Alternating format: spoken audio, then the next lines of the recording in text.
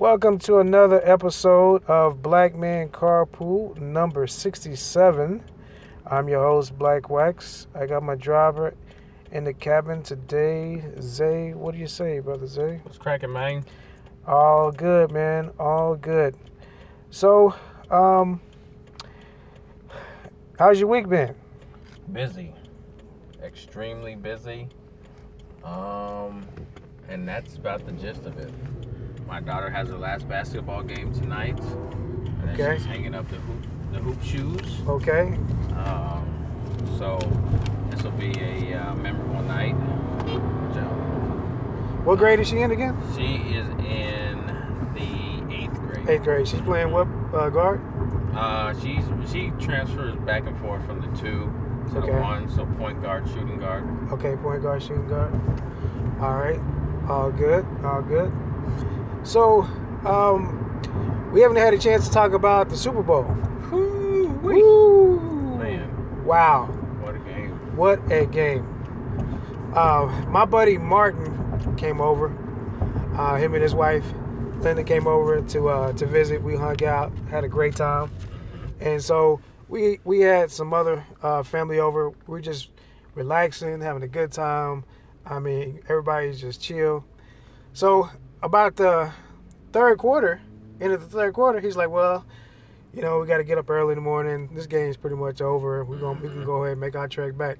You can put a fork in the Patriots. Yep. It's okay, all right. Now, I was going for the Patriots. He was kind of rooting for the Falcons. And so, as they started to come back, I started sending my text messages. Game tied. 28-28. And he texted me back, what? Going to overtime. Then I sent him that text back, 34-28, Pats win. He was blown away. Yeah, that just goes to show you that it's really not over until the bell rings. And as long as you keep fighting, anything is possible. Anything is possible as long as you keep fighting. I never, ever doubted that the Patriots could come back. Because they didn't play a great...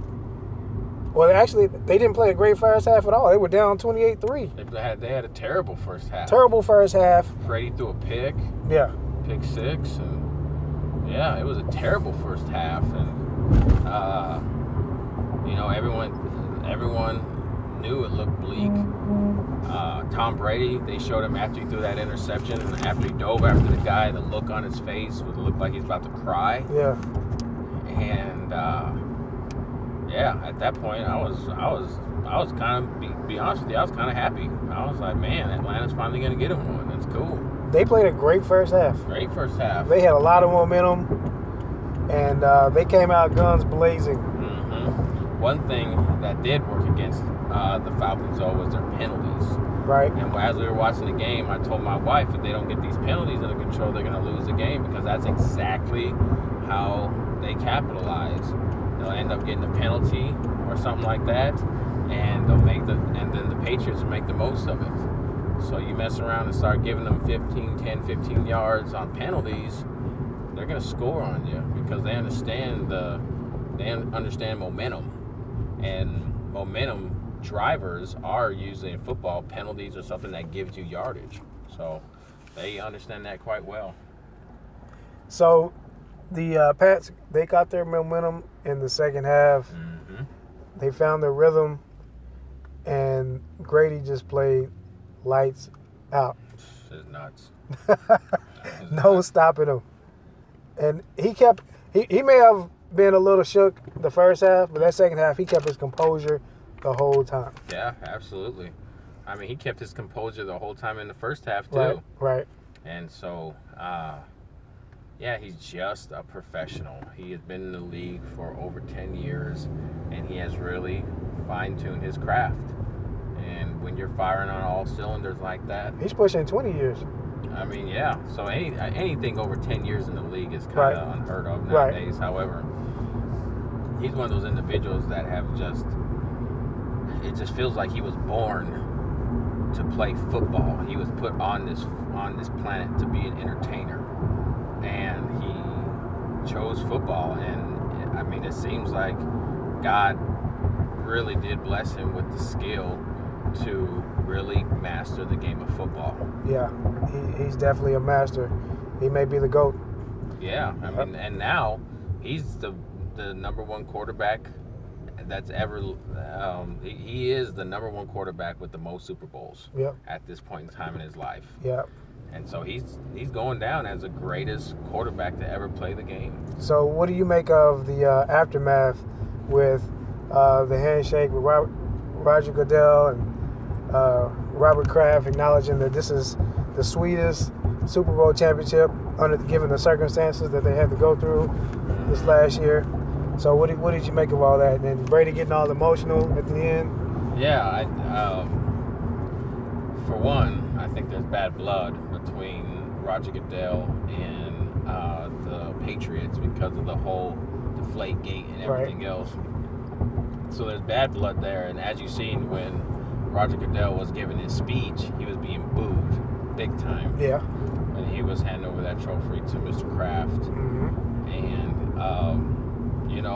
Brady's, when you win the Super Bowl and someone of Brady's caliber or, like Peyton Manning, you have to understand that they're professionals, so they're going to come out and they're going to say, the things that the public want to hear, more than likely to be humble and to get their words together and everything else and act like it's all good. But deep down, he's probably at his house, with that Super Bowl ring, mm-hmm. and just probably has a picture of Roger Goodell's face on a punching bag and probably punches it every day. And that's just shooting darts at it. Yeah, that's just him though. He's just a professional on every level in the sport of football. He's one person when you sit down at the podium and start asking questions, and he's a totally different person when he's on the field, giving the business to his offensive coordinator, to his receiver, to his running backs, or whoever. And so he's very versatile, and he really kept fighting. No one at this point no one could question his heart at this point in his career, because he obviously has enough to come back and win a Super Bowl down three touchdowns. So he's just a total package when it comes to a quarterback and a leader. Total package. Shout out to Tom Brady and the New England Patriots, Mm-hmm. Super Bowl 51 champions. So let's get into a little bit of politics. All right. So two of the players from the Patriots, Bennett is one. I can't remember the other one. I should know that, but I don't. They have decided to not attend the traditional White House visit after winning the Super Bowl. Have you heard that story? No, I have not.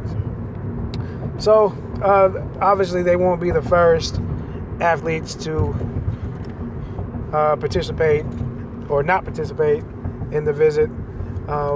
There have been other athletes from baseball, football, basketball who have refused to make that trek to the White House. So Martellus Bennett is refusing to go to the White House. And I'm trying to pull up a story really quick. So he basically doesn't agree with Trump's policy, so he's opting to not go. What do you think about that?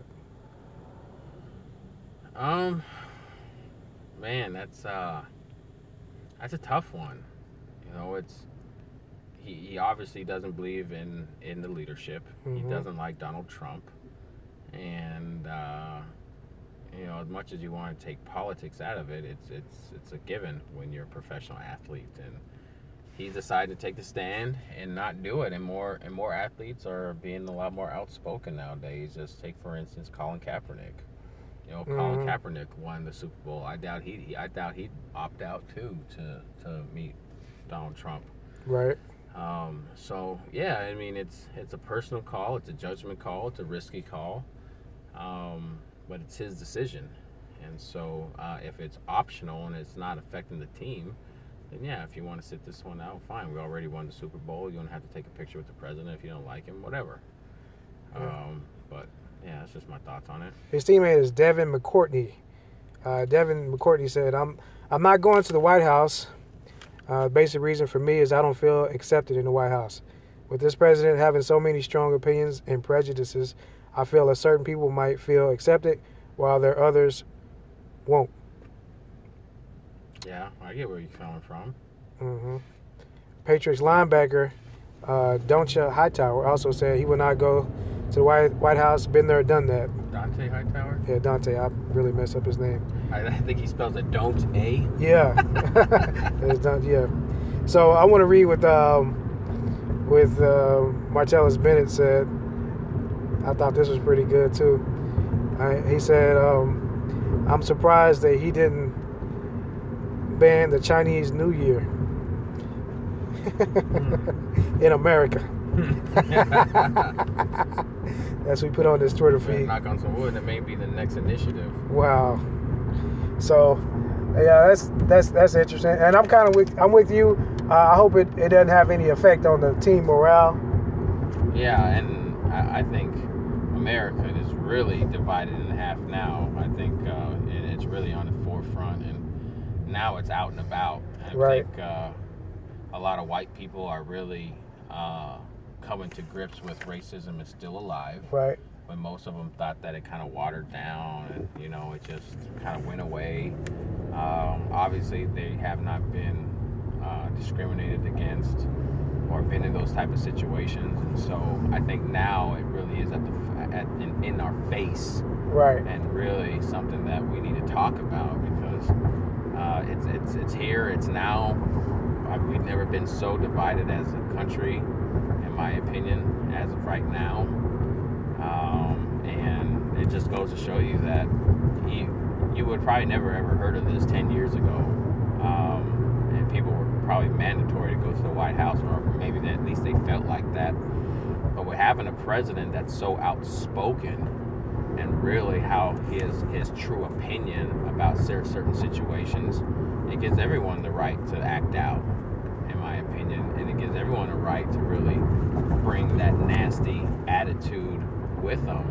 And that's just the ripple effect of him being so outspoken and assertive that you're going to have individuals who really don't want to waste the time or invest the time to meet him and go to the White House, where 10 years ago, 20 years ago, I don't think that it's probably mandatory for you to go to the White House and receive your Medal of Honor or whatever they give them, or I guess honorary recognition.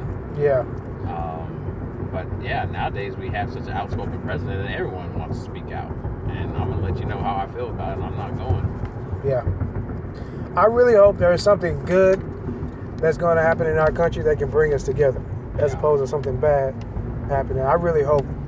And that may be wishful thinking, but I'm going to try to be optimistic over the next couple of months. These first 100 days are looking pretty bleak. They're looking very, very, very disheartening and not very encouraging. But I'm just hoping that something good can happen that will bring us closer together as a country. Yeah, absolutely. I think optimism is the only thing that really we have no choice. Right. But to hopefully this man really does, get this country back on track is how he's saying things. But the way he's doing them, I'm not sure there's that much confidence built in many individuals. Yep. So on the next show, we may have to talk about Saturday Night Live. Have you been watching Saturday Night Live? No. Oh my gosh, they have reached their peak in terms of their parody on Donald Trump and Sean Spicer. Man. Oh my gosh, we'll prepare for that for the next episode. But I want to switch gears real quick. Last weekend, I hung out with Broderick. You remember my boy Broderick? Yeah. So his podcast is called Talking Greasy. Mm-hmm. And I went to hung out with him in his studio, and he has two co-hosts, and he had 2 or 3 in-studio guests. I was one of the in-studio guests. Mm-hmm. And then we called 2 different people to give their input, and they were doing a series on Black love. And so it was a very insightful conversation, and I was happy to partake and be a part of it. And I had a lot of fun with Broderick and Kim and Serenity on Talking Greasy. So it was so interesting because we got to talking about some of the things that you and I talk about, like interracial relationships. I'm like, man, I just talked about this 2 weeks ago with Zay. Yeah. And so I gave my same feedback on that particular topic. And so it was a good show. So I may put it in the Facebook group so everybody can check it out and give feedback. Let me know what you think about that. Cool. Yeah. So that was cool. And before I went to the podcast recording, I stopped by Deep Ellum, Life in Deep Ellum. My buddy Will, Richie, AP, and Darius, they've been hosting, actually it's Will and AP, and Darius comes to support Deep Thought. They've been hosting this open mic for teenagers. It's called DaVerse Lounge. And they've been doing this for like 12 years. And it's sponsored by Big Thought. And like you seeing like 7 o'clock at night, like a couple of school buses in Deep Ellum were bringing all these kids. And I was thinking to myself, man, the future is in really good hands right now with the teenagers having something positive to go to, something intellectual, inspirational, creative. They got like a house band and a DJ. They had like booths where you can like write and draw and express yourself. And so it's a whole night full of expression, visually, sonically, lyrically, literally. So it was so cool because I haven't been to a DaVerse Lounge with my boy Will in years, at least 5 years. And so to go and see how him and AP are representing was really encouraging. And so I stopped by one of the booths, and I had to remind myself I was an adult. They had this one booth, and they had an index card, and they asked you to write your life story or your life. What is your story in 6 words? So I said, okay, I love writing projects. I like writing prompts. So I wrote, life is what you make it. Life is what you make it. 6 words. Then I left, came back again. I wrote, podcasting is more than a hobby. Then I came back again. And I can't remember what I wrote the 3rd time. But I want to proposition you with that. What is your story in 6 words? So I would say entrepreneurship is a lifestyle. Entrepreneurship is a lifestyle. Well, that's only 5. Is lifestyle? That's 1 word, right? Okay. Yeah. That's a good one, though.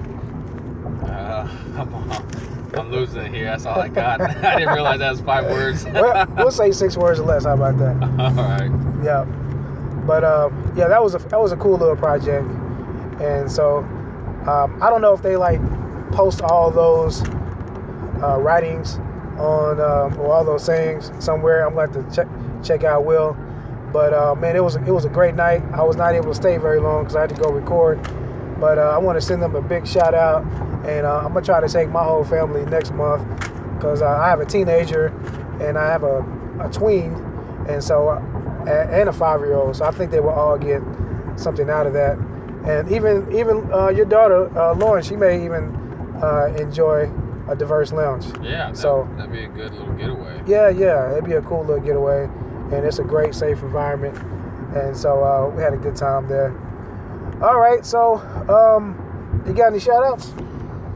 I want to give a shout out to Tom Brady. Yep. Man, that dude just showed so much character in the midst of the battle. He kept fighting, and he was surrounded by individuals who wanted the same thing that he did, that believed in him, and they all kept fighting. But he was the one who spearheaded this whole thing and was really the leader. And that type of mentality, you can take that anywhere, whether it's military, sports, corporate. That mentality will shine no matter where he goes. And yeah, I really do give my hat off to him because in entrepreneurship, you have to be coupled with individuals who want the same thing for you as for them. and it's important to be around that environment that's conductive, I guess, or conducive. Conducive. There you go. Conducive to your success.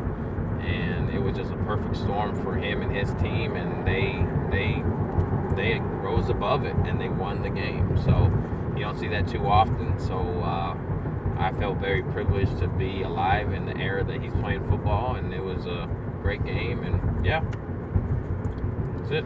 No doubt. Shout out to Tom Brady. Shout out to Tom Brady. He is definitely a GOAT. So, you know, before we close the show out, I want to say something really quick. I want to thank you publicly and commend you. I know both of us, we kind of mess up some words from time to time, but it's not easy. I was at work today and I couldn't get implementation out correctly. I've said that word. I've used it for years and years and years, but you know, that's something that we got to continue to practice, to perfect our words and our speech and our voice. So I take a lot of pride in trying to speak eloquently as I possibly can. But I want to close on a quote. My friend Martin, he's like my big brother. He told me something once, and I would never, ever, ever forget it. And it reminded me when Edelman caught that catch that looked virtually impossible. You remember that? When he was between two defenders, and he caught it like 3 times? Yep. And so the quote goes like this: amateurs practice till they get it right. Professionals practice till they can't get it wrong. Interesting. Yeah. That's a dope quote. All right. So this has been BlackMenCarpool, episode number 67. You can find us on iTunes, Mixcloud, Facebook, Stitcher Radio, and YouTube, Twitter. And so tell a friend, tell a friend, tell a friend. We'll be back with you next week for some more good content. All right? Peace. Peace.